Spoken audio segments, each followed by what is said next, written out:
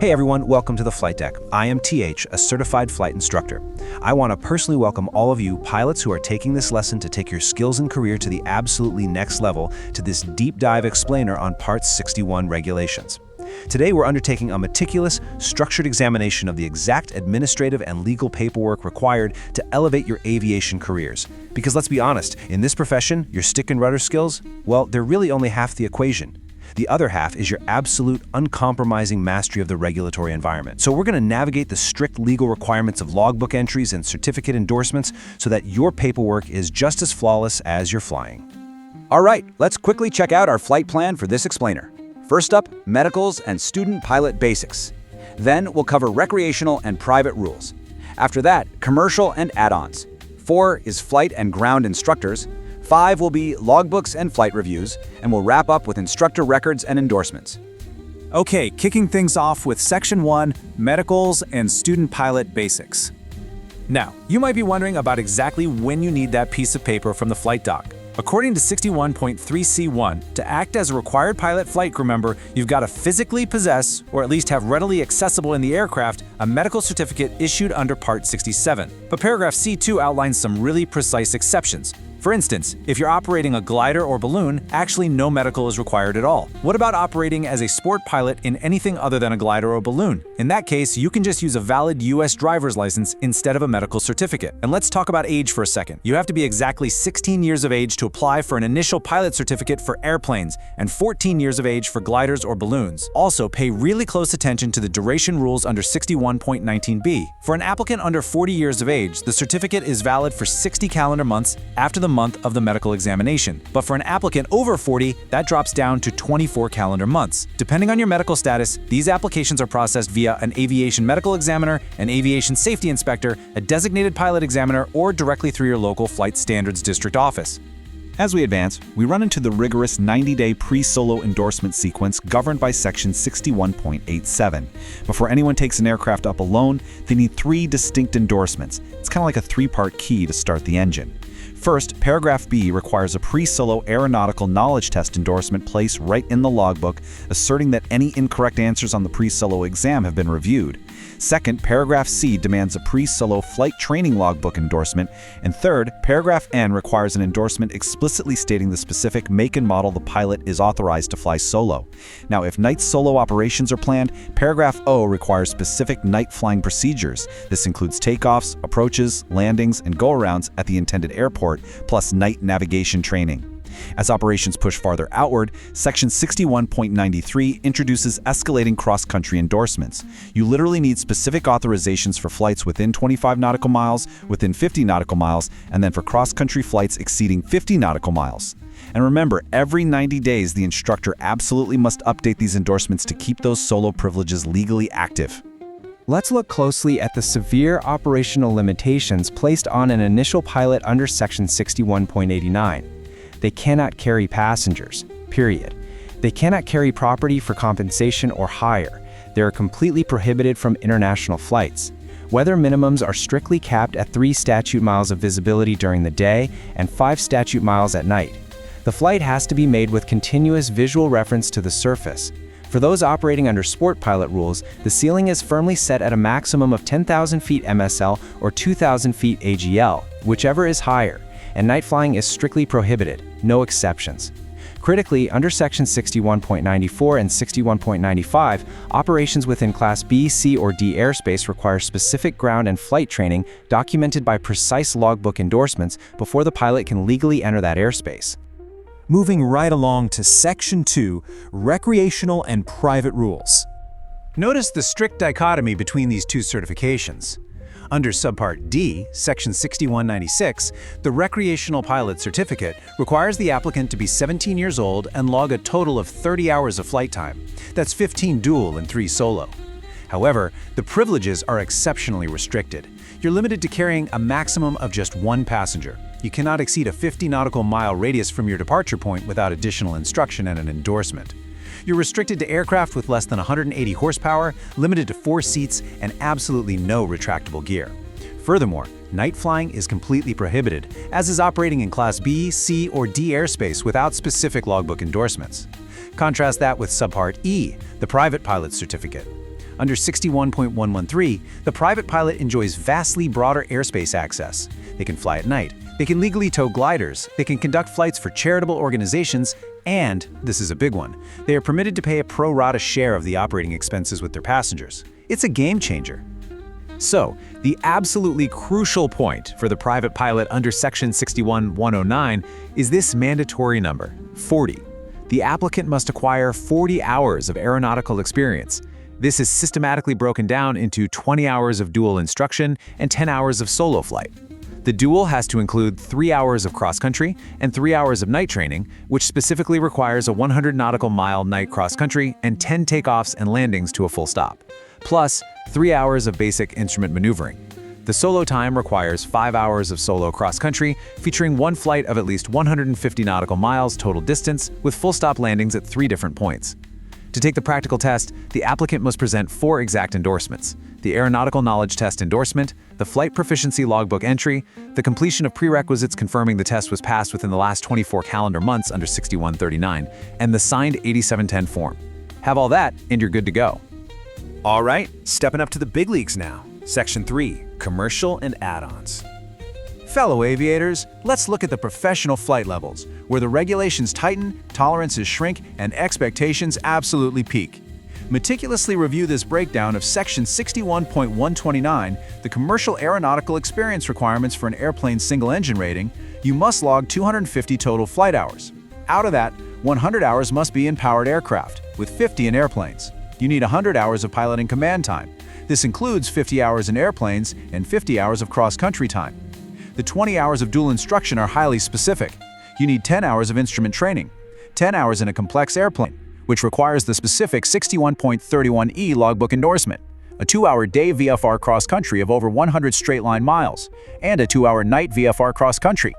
Finally, the 10 hours of solo flight must include a monumental 300 nautical mile cross-country flight with landings at a minimum of 3 points, one of which must be at least 250 straight-line miles from the original departure point, plus 5 hours of night solo with 10 takeoffs and landings at an airport with an operating control tower. It's a serious haul, for sure. Now, what privileges does this grueling 250-hour path actually unlock for you? Well, under 61.133, you may act as pilot in command carrying persons or property for compensation or hire, but be intensely aware of the limitations if you do not hold an instrument rating. You are strictly prohibited from carrying passengers for hire on cross-country flights exceeding 50 nautical miles, and you are strictly prohibited from carrying passengers for hire at night. Now, if you're a commercial pilot seeking an airplane single add-on class rating, under Section 61.63C, the process is actually based on proficiency, not hours. There's literally no specified minimum training time. You simply need a logbook endorsement from an authorized instructor attesting to your aeronautical knowledge and operational proficiency, followed by successfully passing the practical test. Now we're talking. Section 4, Flight and Ground Instructors.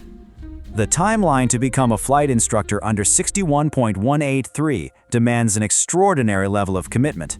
You must be at least 18 years old and hold either a commercial or airline transport pilot certificate with an instrument rating.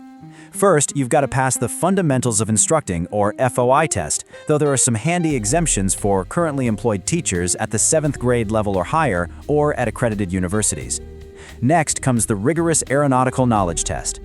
Crucially, under 61.183I, an airplane instructor candidate must receive mandatory flight training and a logbook endorsement verifying instructional proficiency in stall awareness, spin entry, spins, and spin recovery procedures. You also have to log at least 15 hours as pilot in command in the specific category and class of aircraft before you are even eligible to take the flight instructor practical test. Once you earn the certificate, the FAA places some firm operational guardrails on you under 61.195. In any 24 consecutive hour period, a flight instructor may not conduct more than 8 hours of flight training. You must hold both the pilot certificate and the flight instructor certificate for the specific aircraft category and class you are teaching in. If you're providing multi-engine instruction, you've got to have at least 5 hours of piloting command time in that specific make and model. And yes, there is a strict prohibition against self-endorsements. You can't sign yourself off. To maintain this elite status, 61.197 outlines the instructor renewal pathways. You must renew every 24 calendar months. You can pass a new practical test, or you can renew based on your record.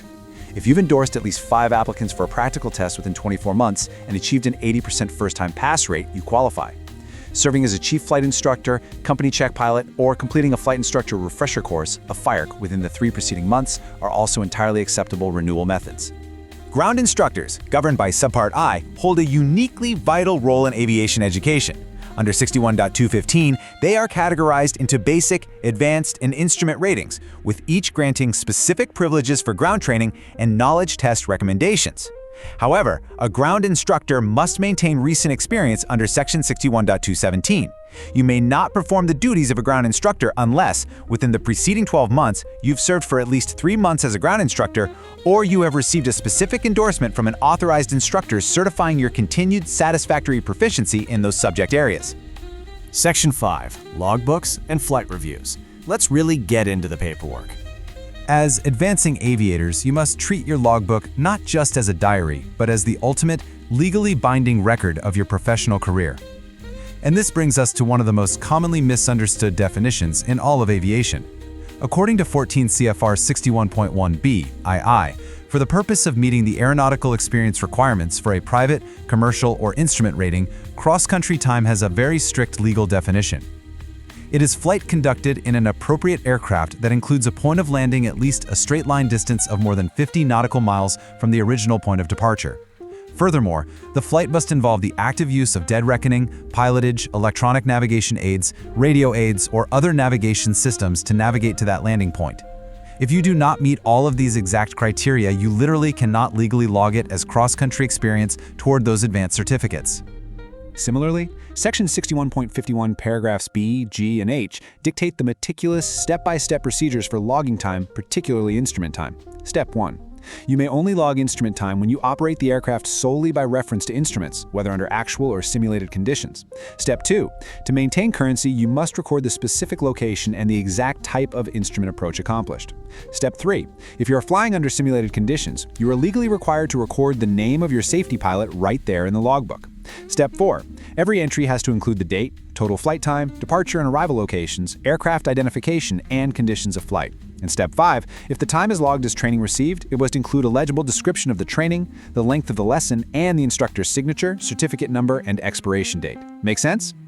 Okay, keeping your operating privileges alive and legal requires adherence to Section 61.56, the Flight Review. No pilot may act as pilot in command unless they have completed this review within the preceding 24 calendar months. It legally mandates a minimum of 1 hour of ground training, focusing on the current general operating and flight rules of Part 91, coupled with a minimum of 1 hour of flight training. The flight portion has to thoroughly cover the maneuvers and procedures necessary for the pilot to demonstrate the safe exercise of the privileges of their specific pilot certificate. And finally, Section 6. Instructor Records and Endorsement. We conclude our regulatory journey today by addressing the severe administrative responsibilities placed directly on the shoulders of flight instructors.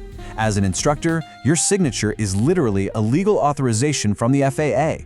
Under 61.189, you must maintain a dedicated record, either within your logbook or a totally separate document detailing every endorsement you issue. For solo flight privileges, you must record the applicant's name and the exact date of the endorsement. For every knowledge test or practical test you endorse, you must systematically record the candidate's name, the kind of test, the date it was taken, and the result, whether it was a pass or a failure. And the uncompromising rule tied to these instructor records is this single digit right here, 3. You must retain every single one of these records for a minimum of 3 years. This isn't just a suggestion, it's a regulatory mandate. The FAA relies heavily on this traceability to ensure the absolute integrity of the certification process. As future mentors, you've got to understand that your pen carries the full weight of federal authority, and your diligence here directly impacts the safety of our national airspace. We have covered an immense amount of ground today, from basic medical limitations all the way up to the heavy legal burdens of the flight instructor. Pilots, as you step up to take your skills and your careers to the next level, I want to leave you with this provocation. How will you apply this uncompromising mastery of Part 61 to ensure that every single logbook entry, every signature, and every endorsement reflects a lifelong legacy of aviation safety, accuracy, and excellence? Learn the regulations, respect the paperwork, and always fly safe. Thank you for joining me on the flight deck for this explainer.